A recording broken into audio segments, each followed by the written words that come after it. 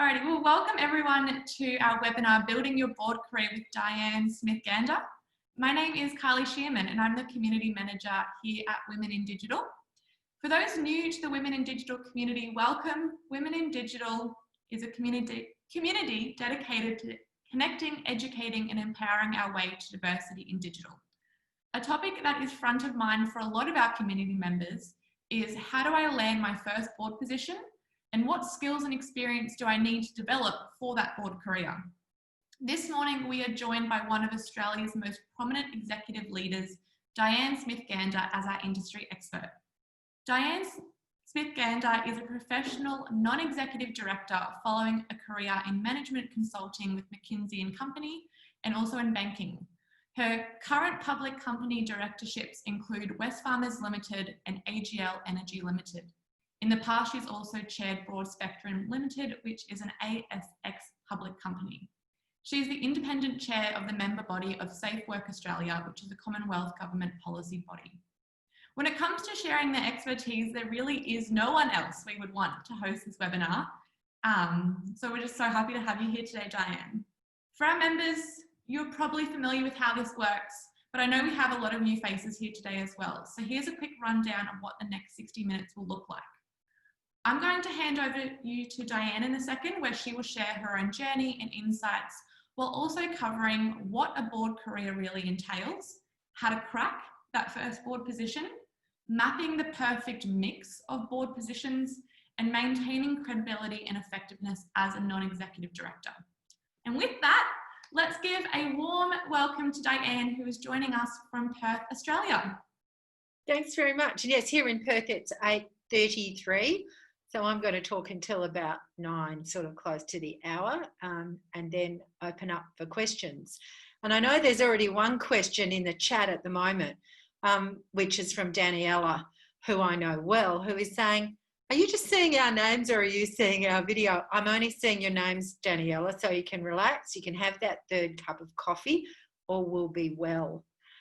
So I was delighted to be asked to get involved in this webinar, because I do have a lot of people ask me how I've been successful in pulling together the board portfolio that I have and asking me to share my expertise. And it's very efficient to be able to do it in a format like this, where I can talk to so many people all at once and then have questions at the end to make sure that it is customised and all the things you want to know have been communicated during the session. As I said, I'm in Perth, and so I'm on the lands of the Whadjuk people of the Noongar Nation, and I'd like to pay my respects to elders past, present and emerging. I think it's so important that we do acknowledge country and pay respects when we have meetings, functions, events like this, because it is a really important moment today where we're trying to work our way towards reconciliation, and we've seen the really difficult moment for our Indigenous leaders as the Black Lives Matter came into the consciousness, and that gave a moment for our Indigenous people to amplify a problem that they have been trying to address without any success for a very, very long time. And of course, it's not just a problem for them, it's a problem, an issue for all of us. And so to find yourself at a moment when the spotlight is on, there's an opportunity to unfreeze attitudes and get people to pay a bit more attention to the issue, but you've actually been asked to stay home for very, very good reasons. So having to navigate that particular leadership challenge hasn't been an easy one. So I send my best wishes as well as my respects to Indigenous leaders in trying to deal with this particular issue. So you can Google me and find out about what I do. But the inside story is always a little bit more interesting.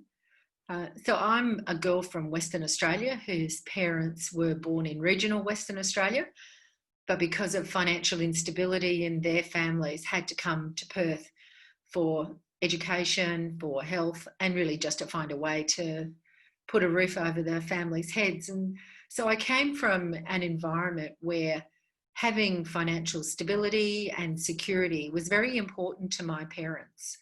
So they both left school at year 10, so education was also important to them. Abiding memories for me are mum and dad both studying correspondence, as it was called in those days, at the kitchen table.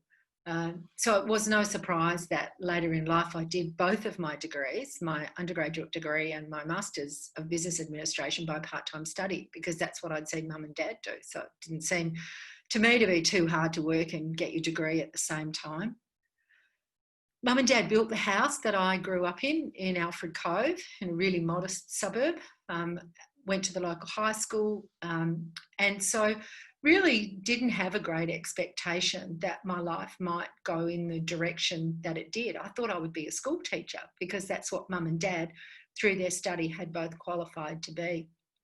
But no, different pathway comes along, and I moved with my husband at the time from Western Australia towards the east and just kept on going. I thought I was leaving for 6 months for a temporary job in Adelaide while he was doing a consulting engagement, and we'd be back in Perth and I'd be bouncing basketballs in Perry Lakes and settling down in some way, shape or form. But we just kept moving east, and for 24 years I was away from Perth.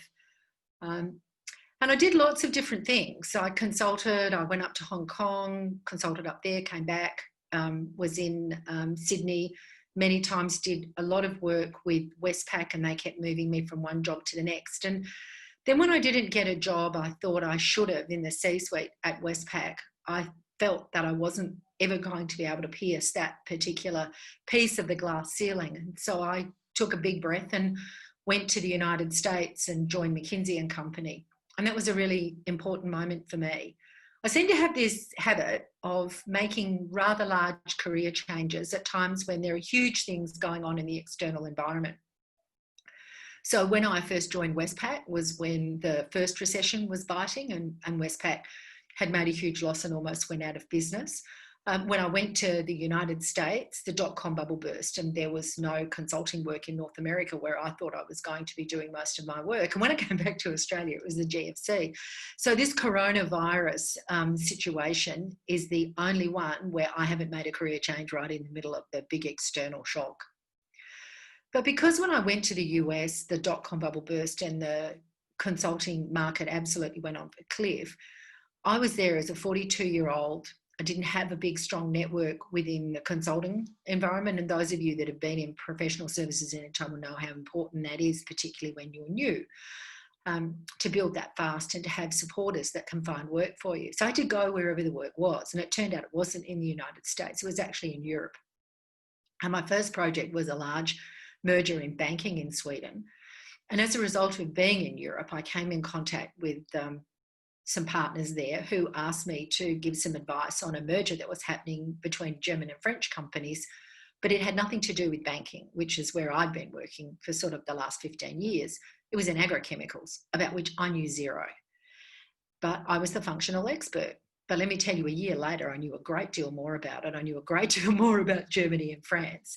And I'd really embedded myself as someone that could work across industries and across countries. And so that was what I did for the balance of the time I was at McKinsey. So 8 years later, I turned up back in Australia, spent a year at Westpac in actually the job that I thought I was never going to get.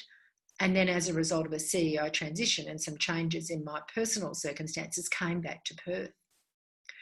So I had a really fantastic mentor who suggested to me that I take a dual track approach to what I was going to do next. Because of course we're in the middle of the GFC, jobs are not really easily turning up, and particularly not in Perth for someone who's not in resources. So my dual track was look for an executive job at the same time as I was looking for board positions. So what's the board position that turned up for me? Now, I'd had a little bit of board experience before. I'd been on a small microcap tech play that had listed just before I'd gone to the US. I'd been on a government board, the Australian Sports Drug Agency, initially as the chair of the audit committee and then as the chair of that entity leading up to Sydney 2000. And I'd done a lot of voluntary stuff. You know, I'd been committee member at basketball, these types of things. But I really didn't have big listed company experience. So I was absolutely startled when I got a call from Wesfarmers chairman saying he'd like me to come in and have a chat And in the back of my mind is going, what's the chairman calling me? They don't talk to people about executive positions. And then he said about a position on the board. And you have that moment where you go, I would give my right arm for this position. If I had a firstborn, probably. I don't have any children, so it's always interesting for me to talk about diversity and family flexibility matters as a childless woman. But it was a really interesting moment for me, because I knew that if I accepted that, if I took that through to its logical conclusion, then I would be stepping off my dual track and really going down the portfolio line. But that was what I decided I should explore with Bob Every, the chairman at the time, and see where it went. Now, when I decided to, start on the dual track, I got that advice from one of my very strong mentors. So people often ask me, how do you pick a great mentor? Well, you pick a great mentor by being very clear about what are the experiences that you haven't had, that you're about to have, and you find someone who's had them and really done well at them. Because they can tell you what you're about to face. They can identify whether there are actually any skill gaps that you need to fill, because often, we women get out there and fill a lot of skill gaps we either A, don't have, or B, actually don't need to fill for the opportunity we're about to take. So my mentor was Helen Lynch. Helen's about 15 years older than me, and she had been in the C-suite at Westpac. She was actually the first female to manage a bank branch in Australia back in the day. She's a girl from Queensland who actually started out in the bank as a teller. And Helen had then gone on to be on the Coles Myer board. She'd been on the Westpac board quite some time after she'd left their organisation, and she'd chaired OPSM. So she had a real wealth of board experience. And her first guidance to me had been, you need to think about what that first board looks like, because that will peg you in your emerging portfolio career. So, think about if you're joining a new organisation, you know that these days you can't do what Helen did. You can't join an organisation as a teller at Westpac and aspire to be a CEO. That's really just not going to happen anymore. There's a certain steepness of trajectory in your path through an organisation that can be managed, and there's no one pathway these days that's steep enough to go from teller all the way through. And so Helen said to me, if you take a board that's of a certain type, very small in scale, or it's in government, you'll peg yourself as that sort of director, and people will start to typecast you, and you'll get quite a lot of those sorts of opportunities. She said, and headhunters will say, that they look for diverse candidates, but it does colour people's thinking. And I'm sure Suzanne Ardo, who's on this call, who does an actually fantastic job of placing diverse candidates and unusual candidates into roles, will have heard from many candidates who've come to her who will have that sort of, well, I feel like I only get offered this sort of a board or that sort of a board. And so Helen said to me, with your 8 years partnership at McKinsey, your global experience, your reach across so many industries, you're heading for ASX 20 directorships. And so you need to take something in the ASX 50 as your first board. And I'm like, nobody knows me. No one's going to give me an opportunity at that level.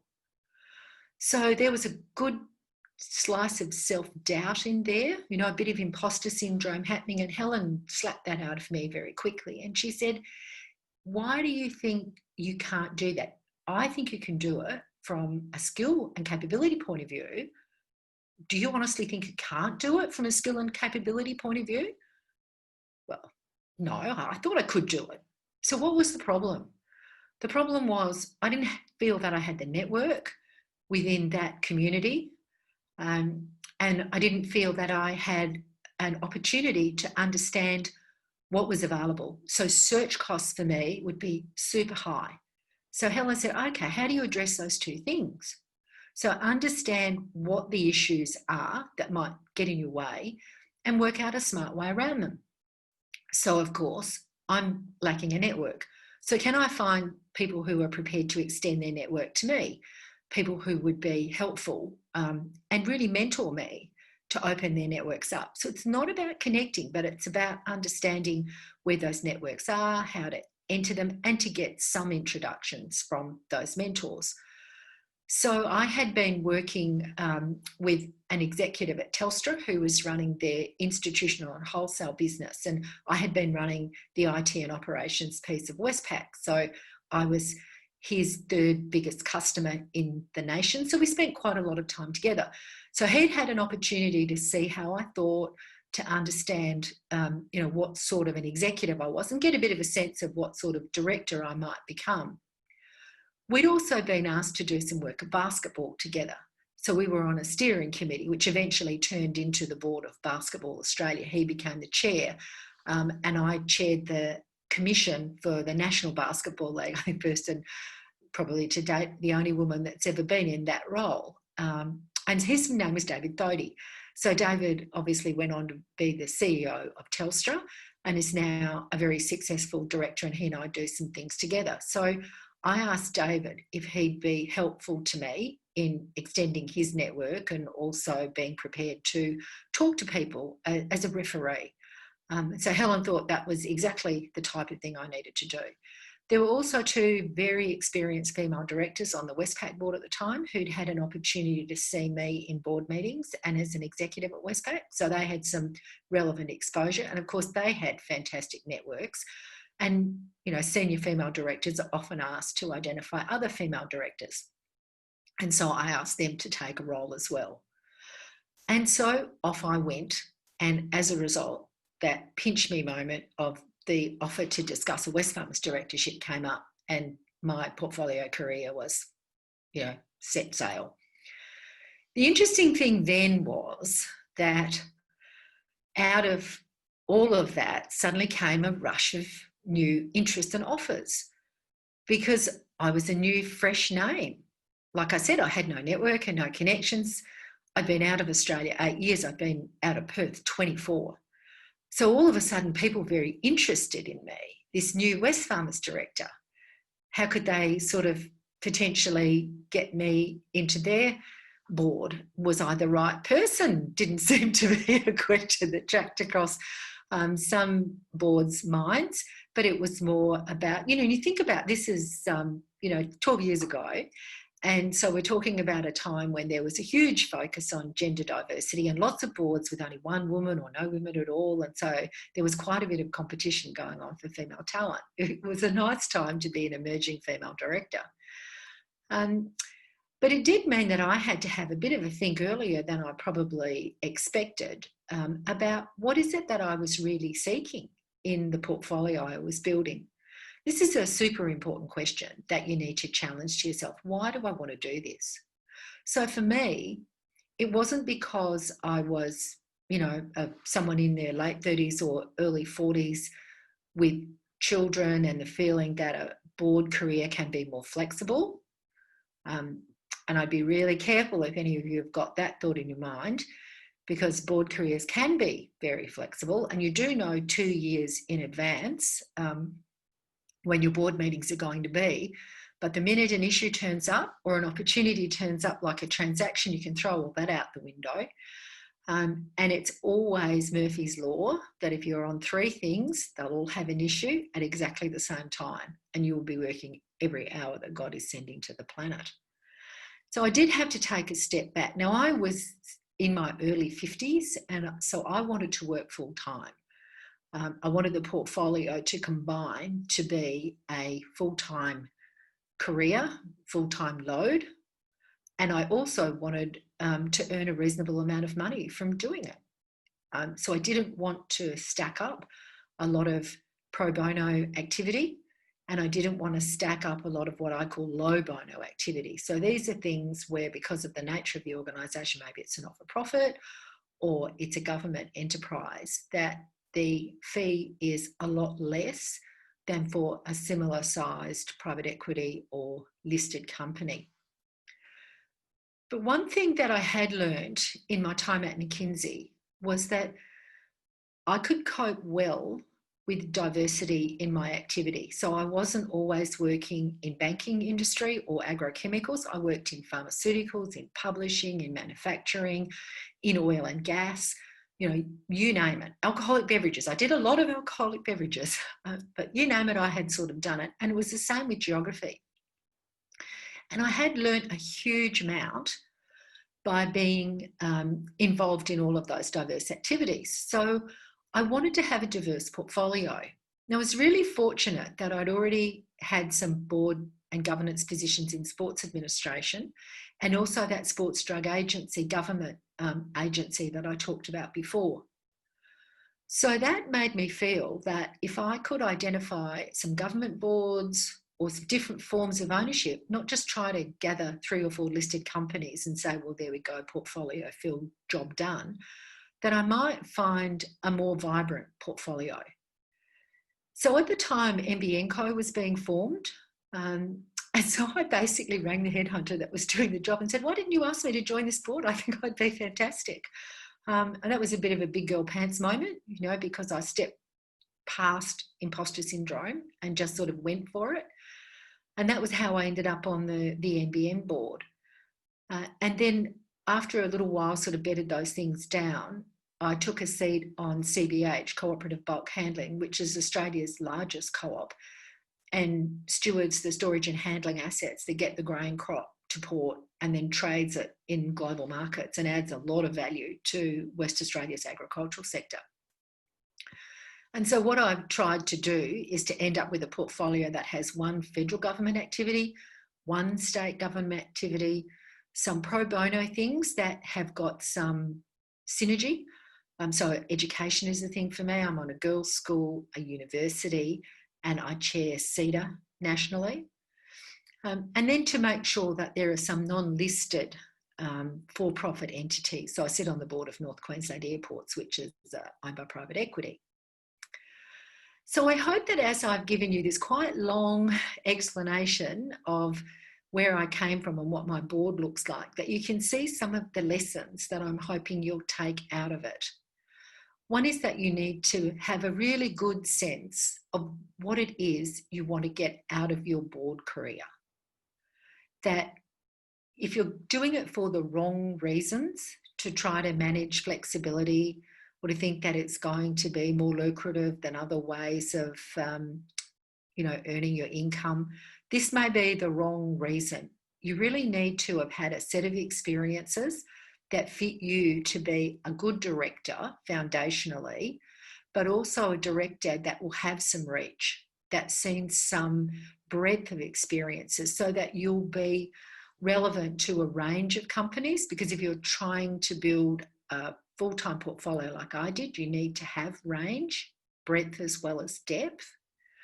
I think, as a bit of a side point, the day of the part-time director, where someone is pretty much retired and does a directorship just to sort of keep their hand in and keep themselves interested, that's a very difficult path to be on.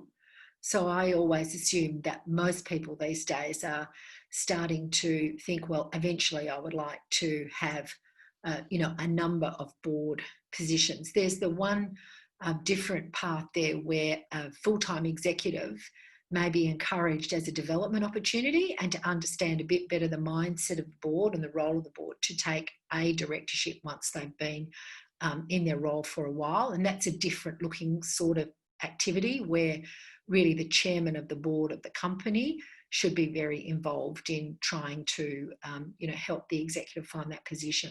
But understand what it is you're trying to get out of this directorship. The second thing I think I've said is that where you enter may determine the trajectory and therefore the eventual endpoint of your career. So don't believe that by getting lots of experience in not-for-profits or lots of pro bono experience that one day I will suddenly pop up in an ASX 200 company. It doesn't work that way. You can make a contribution and give back by taking one of those sorts of directorships, but a whole lot of them will merely typecast you to, that type of activity. Oh, this is someone that is more interested in give back they're probably really not looking to work, so they can have their set of activities. So I think it's really important to make sure you don't typecast yourself. But these do have, give you good experience. People often ask me about the passion play, and I had a girlfriend whose mother had MS, and so she had a conversation with me about some experiences, that she'd had, and she thought she could be very passionate and involved if she could get into a governance role in MS in some way in Australia. And I counselled her to be really careful about that, because I had heard from others about how difficult it can be if you have a passion play like that, and then you find that maybe the organisation isn't going in the direction that you're particularly aligned with, or the way they're getting the job done doesn't align, and it's very difficult to unentangle yourself from that if you've been a volunteer. So I think it's really, if you're looking to build some experience, it's better to go with something where you think there's an absolute skills match, and where you can avoid some of those pitfalls of the passion play. I think the final point I'd like to make before we open to questions is that being a director is not actually for the faint-hearted. I'm sure you've all heard that liability is increasing. In the space that I work in, the listed top end of town, it's becoming increasingly difficult to get significant slabs of director and officers insurance. There's a thing called a side C that many of you will be aware of, which is a side letter that goes on your D&O insurance that covers class actions. There is a suggestion that it may become impossible to actually get side C cover for large listed entities. So as the expectations on directors increase through things like the Banking Royal Commission, the activities of ASIC in understanding governance, the expectation that a broader range of stakeholders are understood and protected, community expectations going up all the time, the task is harder. And there's a feeling that the remuneration for directors is already a bit on the toppy side. So you're never going to get rich being a non-executive director, because unlike executive, there's no long-term incentive, there's no short-term incentive. There's basically what amounts to an attendance fee.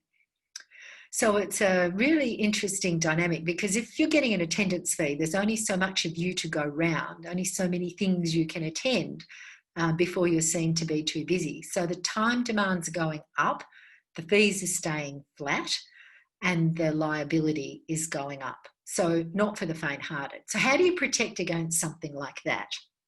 Well, the only way you can protect against something like that is to look at the people who are sitting around the table, in particular the chairman and the chief executive. And chief executive is often a director as well.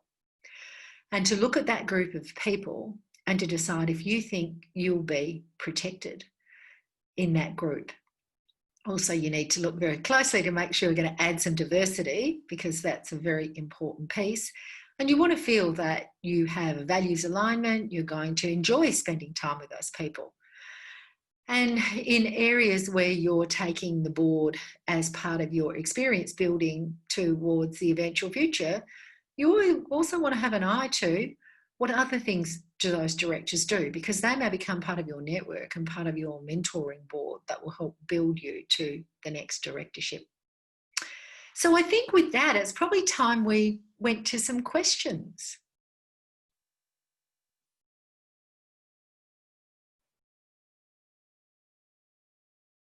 Can you hear me now? Can now. Beautiful. Thank you so much for sharing your insights. We've actually got a lot of questions coming through, so we'll do our best to get to them all. First up, how do you keep up to date with all the changes in technology, so cybersecurity, for example, to meet your board risk responsibilities?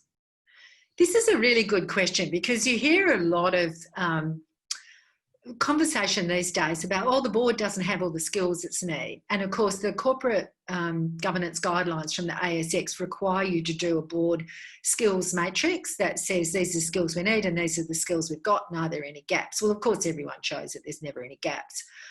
But really, if you were going to have every single skill that you needed sitting around the board table, you would need a much bigger board table. You probably wouldn't be able to deal with social or physical distancing. I'm not calling it social distancing anymore. It's physical distancing. So a director needs to be able to bring in the skills and experience through other mechanisms. So you've got to look at management, because management will bring a lot to the table. You need to look at the experts that you use. When are the moments that you choose to take outside third-party advice, and who do you choose to do that, and how do you go through the selection process? Yeah. But then you do need to have continuing professional education. You know, a director just cannot sit around and assume that somehow by a process of osmosis they'll soak it all in. Yeah. Some boards do a lot of travel tours, which obviously you can't do at the moment. And I've been incredibly fortunate. I've been to China a couple of times, through Europe, through Silicon Valley. I've been to Israel twice. Now, some of those have been board funded. Others have been things I've done myself. I took myself off to Harvard to do the company directors course there, which was an amazing experience. And so I think you need to understand where the risks are and then go educate yourself if you don't know well enough. And there's nothing wrong with going to management and saying, hey, say cyber, which was the example that our Anonymous, and I bet we'll have a lot of questions from Anonymous, that our Anonymous asked. You know, it's very topical. So there's nothing wrong with saying, I don't understand enough about this. Can someone help me? And one of the boards that I'm on, we decided we wanted to have a cyber champion within the board, so that rather than everybody running around and driving management nuts with all their questions, we had someone that was responsible for, about over an 18-month period, stewarding the board's upskilling in the area as to how that cyber related directly to our industry. And so that was a really good technique. So lots of different ways of doing it. But I thought the question was really good because it linked keeping up to date with board risk responsibilities. And that's the guts of it. So you've really nailed it, Anonymous, because you start from risk and work back to skill. Beautiful. Going to Suzanne's question. Yes, I can see it actually in front of me. And Suzanne, I hope I sort of answered a bit of it in saying that I do think it's really good to have a role, and a not-for-profit is absolutely fine, because you're right, it does show you the difference between directing and managing. What I really counsel people against is grabbing up 3 or 4 not-for-profits, because just like with me with Wesfarmers, when I joined and people were like, oh, here's a new director, you get a not-for-profit and you do a really good job, you're going to have 3 or 4 more knocking on your door. And it can feel, you know, it's interesting, you know, you do learn more and you do develop, but I do think there is that typecast risk that can go on. So I think you do have to get some experience before you can go on a board. And as I said, I had my sports experience, and then I also had the government experience of being on the Sports Drug Agency board. And that was a paid board, but it was an attendance fee that was paid. I think from memory, it was like $265 a meeting was what I was getting, but it was back in the last century.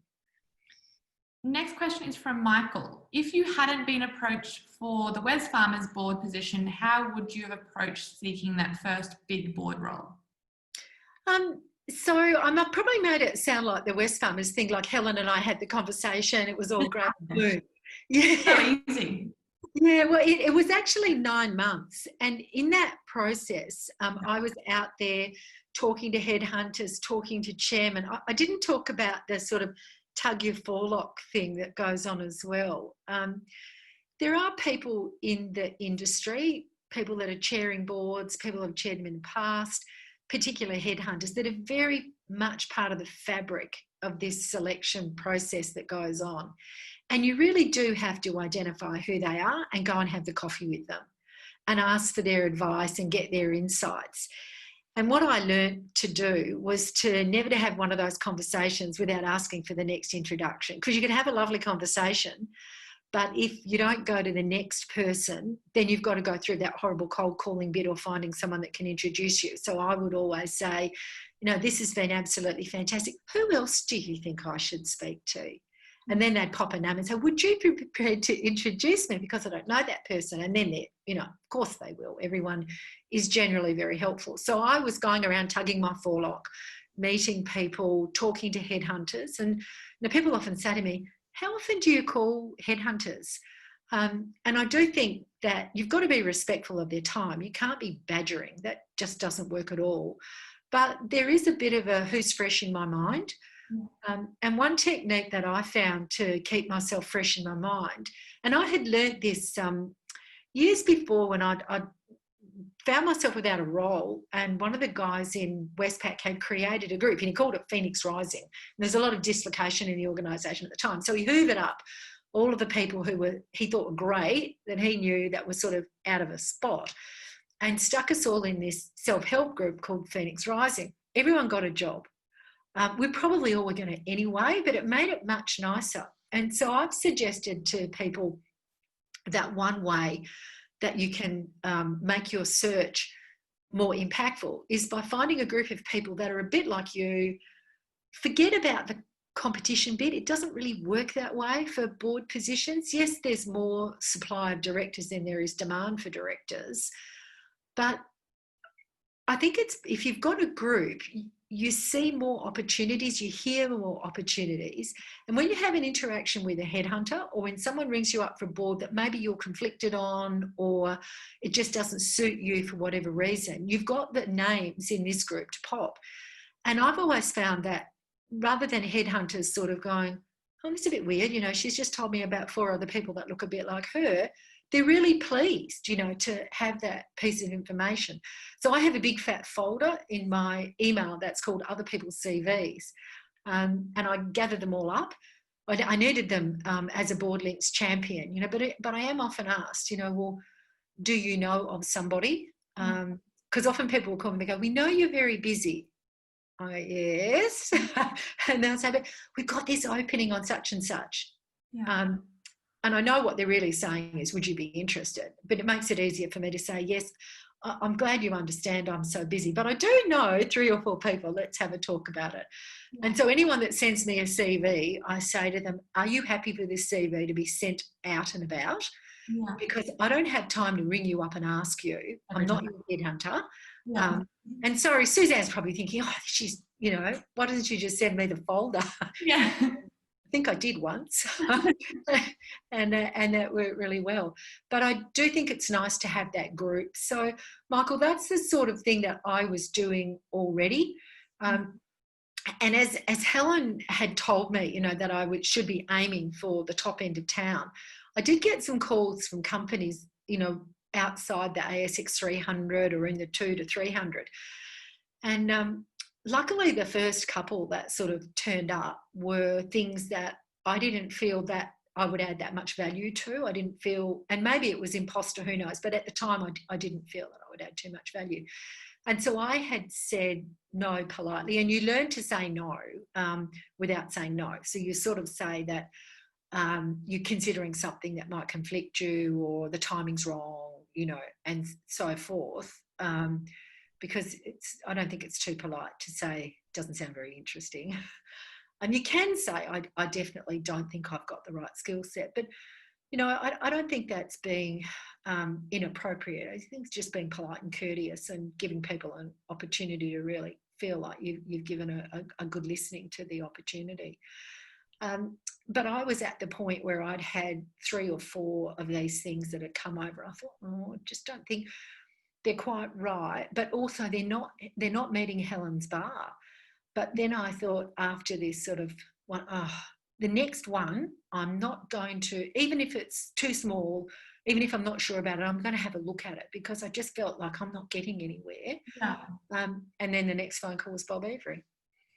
So lucky I didn't get to that point, the call before, because I might not be talking to all of you now. There's a bit of a balancing act between just getting that first role, but also making that first role is really quality and setting you up for success. Yeah. Yeah. The next question is from another anonymous. We have a lot of them today. Do you need to have had a C-suite role before getting that board position? Yeah, this is another great question. Let me tell you, it certainly helps. And if you've been a CEO, it really helps, because often you will have been a director as well already. So I think the thing is, if people are just going, well, you have had to have been a CEO, you've had to have been in the C-suite, so we're going to draw a bar, that's really lazy, because it doesn't give you the skills and attributes, thought process that you really need to pick a good director. So the board needs to do its work to identify what it is really looking for. How do you do your work on the other side of that equation? So everyone writes these absolutely delightful reverse chronology, skills, experience, jobs I've been in, and then writes a nice little paragraph at the top that's a sort of a summary of all of that. So it's a summary of a summary all boiled down into this easily digestible CV. It may be easily digestible, but let me tell you, it's completely unhelpful. What you really need to do is to synthesize. And that's a very different thing to summary, because you know yourself better than anybody else. So as you look across all of the things that you have done and you look at the board opportunity that's in front of you, and you think about the risks, right back to our first anonymous question, that company is facing, can you make a match between the risks that company faces and the synthesis of your skills experiences? And if those two things mesh, then you've got an opportunity with that board to actually add some value and probably bring some diversity. So how do you get that message across? That's the bit that you need to do. So if you haven't been in the C-suite or been a CEO, but you've got the skills and experience that's got the match to the risks the company's facing, doesn't matter. But you are the only one that's going to be able to pull that together. So if you think about the Wesfarmers example, so Wesfarmers is a conglomerate. It buys and sells trades businesses. It's in lots of different activities. It needs to grow. What sort of work had I been doing for 8 years across a broad range of industries? I'd been in a broad range of geographies, and I'd been dealing with change of control situations. So I knew about transactions, and then I'd been dealing with how do you grab the synergy out of those transactions and build value for the shareholders, because I've been working largely in a listed environment. So how does that synthesize? Well, it means that I've got really good pattern recognition. I can see an opportunity for synergy at 500 paces. I can see where dis-synergy is likely to bite, and I'm really well calibrated about what all that looks like. And I'm not frightened of something new. I know how to evaluate an investment and where the risks might sit. And also I had an IT spike, which nobody else on the board had. So when I could pull all that together and show that I understood what the directors were going to be facing towards, it gave the board comfort, that I did have the right set of skills. But just purely by reading, did work in pharmaceuticals, alcoholic beverages and oil and gas, which, only one of those things at the time was in the Wesfarmers portfolio. Yeah, beautiful. Another anonymous. My question is about qualifications and background. Would a person with an IT background degree be suitable for a board or have anything to offer? I am interested, but I've only seen boards with accountants, lawyers, and people with business backgrounds. Yeah, that sort of strikes a little bit to what we've just talked about, that it is easy to just go, I'll have an accountant, I'll have a lawyer, I'll have a this or that, 3 bags full. At Wesfarmers, we had Paul Bassett join us for 2 terms, and that was fantastic because he brought a very different skill set as the founder of Seek. So he was a lawyer by training, but he had pivoted into an entrepreneurial setting where it was all about IT. Yeah. And so I think increasingly you're seeing, that people need to have IT understanding.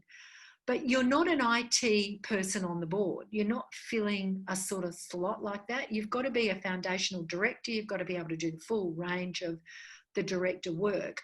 but having some good IT experience. And I think I talked about, already how I added that into, the Wesfarmers board. I see the next one from Natalie is sort of talking about age diversity. I think this is a really interesting question, because I've got to say that many young people that I've met that I think would be great on boards, not that interested in being on boards. And there is a bit of that, particularly for the sort of big listed things where it's like, well, you do 3 terms of 3 years, maybe a bit more if you get a bit off cycle. So you've got to commit for somewhere between 10 and 12 years. And 10 and 12 years, and these younger people are already having a bit of a yawn. So the fact that Paul Bassett joined us for 2 terms, 6 years, some people are like, oh, how come he didn't do another term? And it was, Paul had this fantastic square peg benches. He's got a huge agenda, and he had added a lot. And I think he'd learnt a lot as well, taken a lot from the experience of being on a big, really big listed company and a conglomerate. But you don't need to hang around them for another 3 years to make that sort of rounded out. So I do believe that we need to get more flexible and be prepared to have the one-term director. I've been a couple of places I've been one-term director because I felt like I've made my contribution. And in one place, needed a lot of really unpleasant change. And I broke all the eggs, made the delicious omelette, and then thought, there's no way I'm putting all those eggs back together again. It's really time for me to go.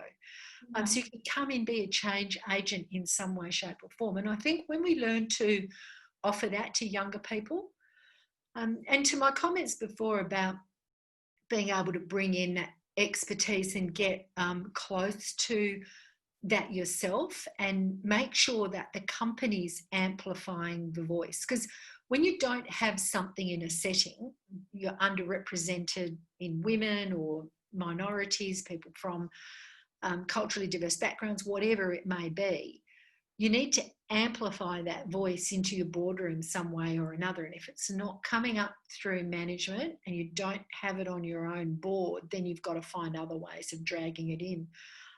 And so, I think for younger people, what I would say is it's the same old, same old. What are the risks the company's facing? What are the skills and passions that you've actually got? So find yourself that bit of a target set of companies and then, or organisations, I probably should say, and then see if you can find a pathway to somebody on the board to have a conversation about it. And I think Suzanne's point about using a not-for-profit, so you've got a bit of board experience, is a really good start. And do something crazy. Stand for the local council. In Mosman Park, Georgia Carey, who I think she was a head girl at Methodist Ladies College, she's on council. She's young, she's amazing, and I've got her very much in my sights as someone I'm going to find a board spot for one day. But I know that she's got all of these other things she wants to do. When travel's back on, she'll go somewhere internationally and get that exposure. So the idea of hanging on to her for 12 years on a board, not realistic. Yeah. Another anonymous. At what point does one need to take the director's training course? That's a really good thing. I did it before I joined the Wesfarmers board. I did it in Sydney rather than in Perth because I wanted to build my network over there. And I did it with a friend because it was fun to do it with someone, so you got that slightly different perspective. So I'm talking about the AICD Company Directors course, which is comes in lots of different packages, but the one that I did was the 1 week full time. And I liked that because it, got me to really focus on it for that period. But it is a substantive investment, and sometimes your organisation might fund that if you haven't already done it, or they'll fund it for executives because it's really good for them to get a sense of what the board role is and what the board is looking for. So I think it's different everywhere. I mean, you really do need to join the Institute of Company Directors. If you don't do that and you're not prepared to make that investment, then you're not really seen as being serious. So, at some point that needs to happen. But there are other courses. The Governance Institute of Australia runs some short courses. They also have a formal qualification that's a bit more targeted at company secretaries, but there are elements of that that's very useful for directors.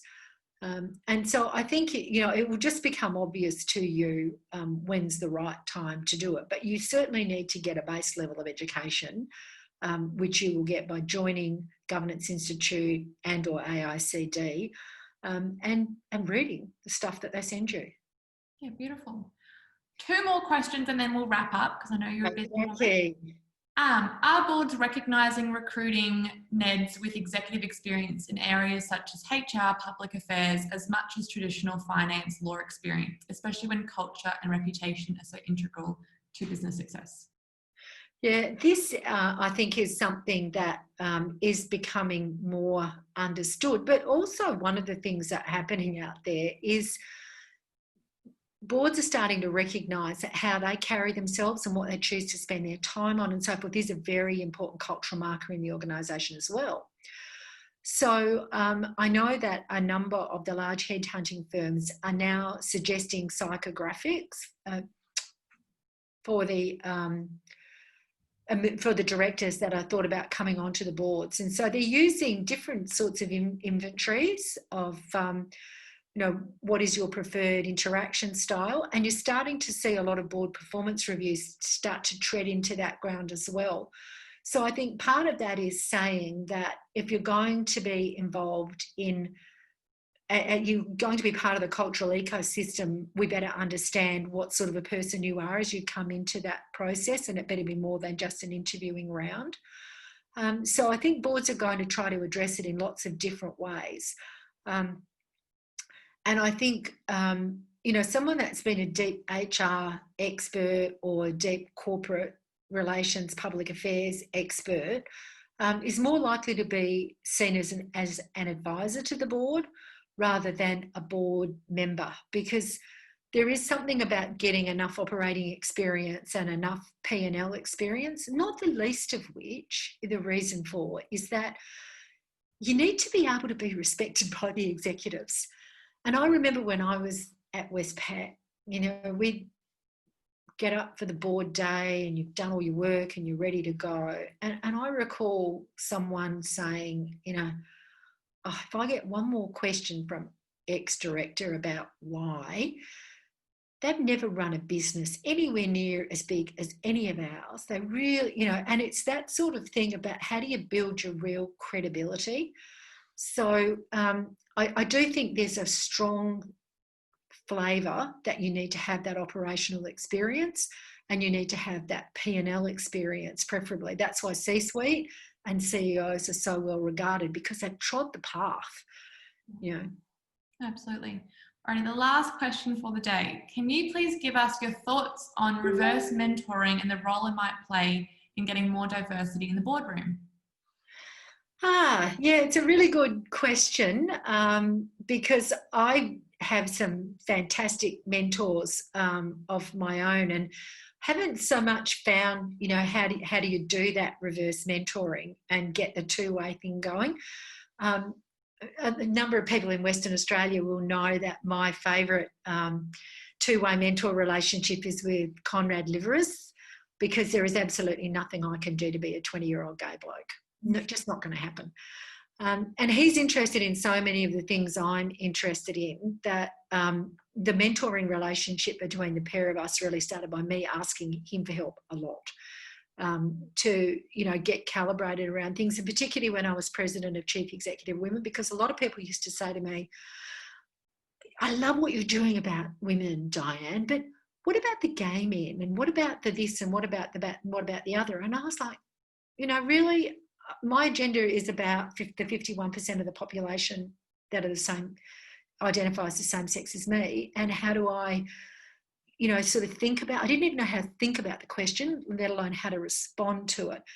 And because Conrad was doing a lot of work in diversity and was commenting on it and studying it at Curtin University, and he and I were connected in the Twitter sphere. That's actually how I met the man.